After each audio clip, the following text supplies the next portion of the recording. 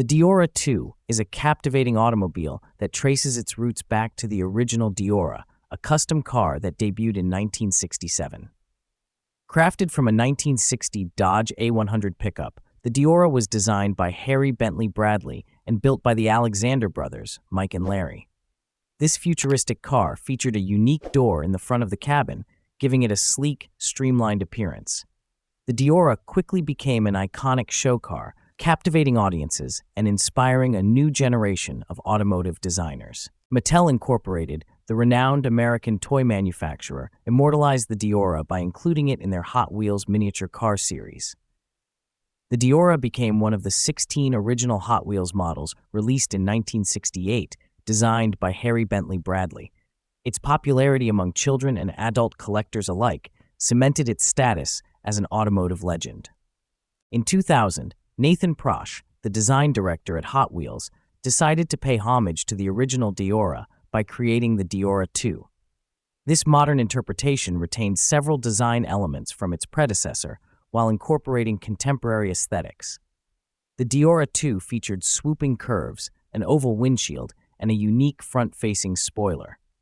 Its design was inspired by the rear end of a 1996 Ford Taurus station wagon, while still echoing the original Deora's surfboard theme and flatbed area. The transition from a miniature model to a life-sized vehicle began in 2003 to celebrate Hot Wheels' 35th anniversary.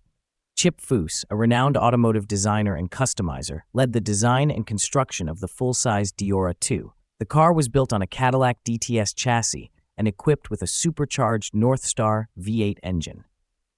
Troy Sumitomo and his team at 5-Axis Prototypes handled the assembly, incorporating 24-inch wheels, Toyo tires, and a gull-wing door similar to the original Deora.